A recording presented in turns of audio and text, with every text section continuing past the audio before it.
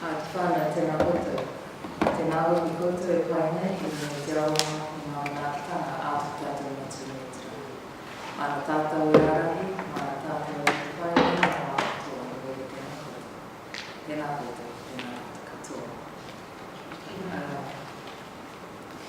Thank you, Richard, for a most generous introduction. Now I'm extremely nervous. Is this all right, Adam? Is the sound all right? Yes. No? A bit more. A bit more volume? Is that better? I'll try and... is that better? Okay. So I'm honoured to be one among a number of scholars invited to contribute to this series of public lectures, initiated, as Richard has said, as part of a progressive celebration of the 10th year of life of the National Centre for Peace and Conflict Studies here at the University of Otago. I'm proud to have been part of both the birthing and the nurturing of the centre for many of those years, especially over the past 2 years, where I have, as Richard outlined, been tasked with ensuring the centre is positioned more credibly to realise its original treaty-based commitment to being bicultural. In other words, to being a place of graduate and postgraduate scholarly endeavour where tangata whenua may flourish and succeed equitably as students, as faculty, indeed maybe someday as te ahurangi. This is not an easy task, as any one of you who have been similarly tasked will know. And it's not easy for a number of reasons. For example, if we just think for a moment about the word peace, and then ask ourselves what, in post-colonial Indigenous speak, can this possibly mean in 2019, when so much of the unconscionable brutality of our shared colonial history here in Aotearoa has still yet to be properly taught and thus properly understood. Given this reality, then whose version of our shared history is informing our contemporary apprehensions of the concept and thus the word peace?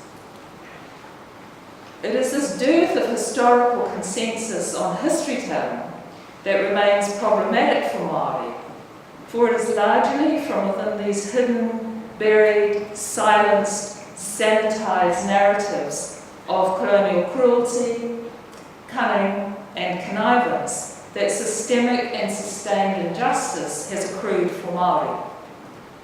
Many of the conflicts which have shaped and continue to shape the disturbingly uneven Aotearoa New Zealand society we have today have their genesis in the colonial era.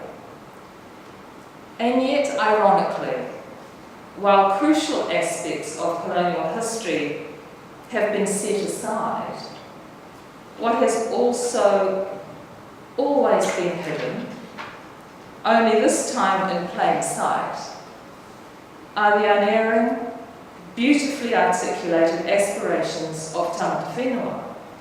Aspirations which arise out of human resilience, a resilience characterised by a deep, inexorable yearning for peace with justice in spite of unspeakable suffering. Now I'm speaking here particularly of the Parihaka and Rekohu peace traditions, both of which readily reveal profoundly gentle, spiritually attuned notions of deep and abiding peace, quite unique to ngā tikanga te Māori me te moriori. How is it then that these two globally significant and globally unique peace traditions remain utterly peripheral to dominant peacemaking, peace-building, peace-affirming academic discourses in Aotearoa New Zealand? Ours is irrefutably a society where Indigenous disadvantage across too many of the basic human rights fronts is utterly disproportionate to our population status. It is utterly disingenuous, therefore, to even contemplate how to frame Māori discourses on peace say within the National Centre for Peace and Conflict Studies, or indeed any other peace-based organisation, without first establishing a priority commitment to taking comprehensive account of the formative moments of our nation's history as these are recounted and thus recognised by both colonised and colonisers. Until this, along with other more obvious systemic changes occur, Māori interests and presence will continue to be rendered institutionally marginal rather than integral as they ought. As the irrefutable saying goes, ka tika a muri, ka tika a mua. A genuine effort must be made toward healing the past before building the future. Now the good news is that the centre, within the centre, at least some of that work has been underway for some years. And I think that long-serving member of faculty, Dr. Heather De Vere, deserves recognition for her continuous efforts in this regard.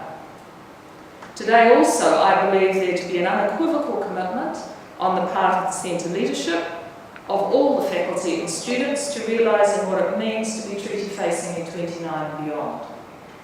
The even better news is that this university has one of the most impressive Māori strategic frameworks of any New Zealand university, and so there is an implementation template to follow and appropriate accountabilities to measure progress against.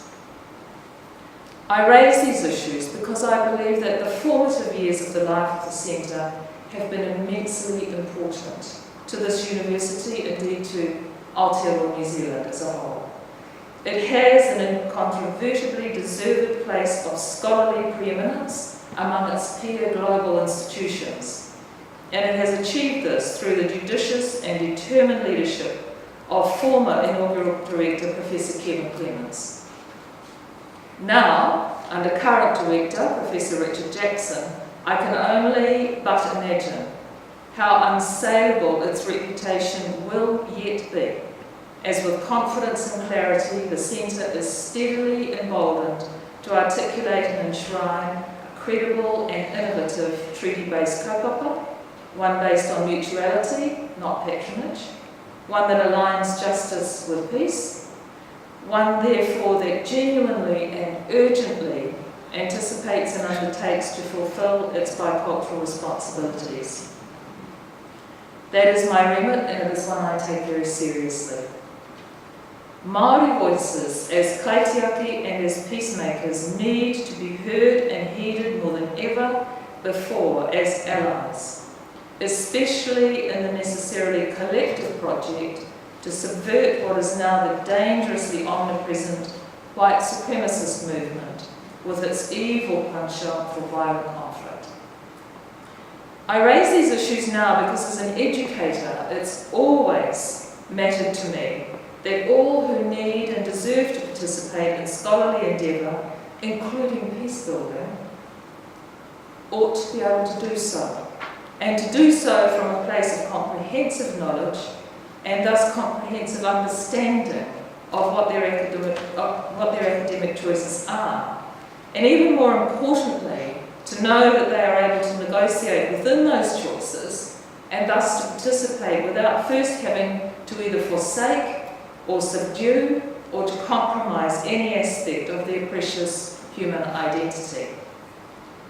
I raise these issues because of their poignant resonance for me with the particular subject of this public lecture, and that is to do with the traditional and contemporary role of religious communities as arbiters of moral and ethical propriety in the 21st century. Now, to some of you, the premise I draw may seem either overly presumptuous, erroneous even, or both. I mean, I do know of some who would say, in a completely understandably cynical manner, that it is such a stretch to suggest religious communities are still in any way arbiters of moral and ethical propriety, if indeed they ever were. But I'm not concerned here to debate the veracity of that claim for two reasons. Firstly, the recent events of Christchurch, Pittsburgh, Sri Lanka, Burkina Faso, Hawaii in California, and so on and on and on, all bear tragic witness to the deluded perceptions of every single one of the murderous terrorists behind the slaughters of the holy innocents who have lost their lives so cruelly and so needlessly. Each gunman indicated that somehow those they deliberately targeted were religiously immoral and unethical apostates who deserved therefore to die. Second, I consider cynicism about religious communities to be a distraction. In this instance, a distraction from what I consider to be the far more critical contemporary task of ensuring the public discourse is emanating from within religious communities, irrespective of their faith base, are far more readily and credibly in alignment with what I believe to be among the simplest and yet most enduring and universally based, recognised, faith-based proclamations concerning the obligations of us all to be merciful and kind toward one another, to do justice, to live in peace, and to nurture and protect the earth entrusted into our care. In other words, I believe it is an educational response that is right now so desperately, urgently needed across all religious communities. Religious education, theology, faith-based studies must be repositioned to retake the high moral and ethical ground once occupied by leading and respected scholars and sages, wise men and women of deep faith, whose counsel was sought and given freely, whose humility was the hallmark of their gift of teaching, whose presence and guidance provided necessary stability and peace.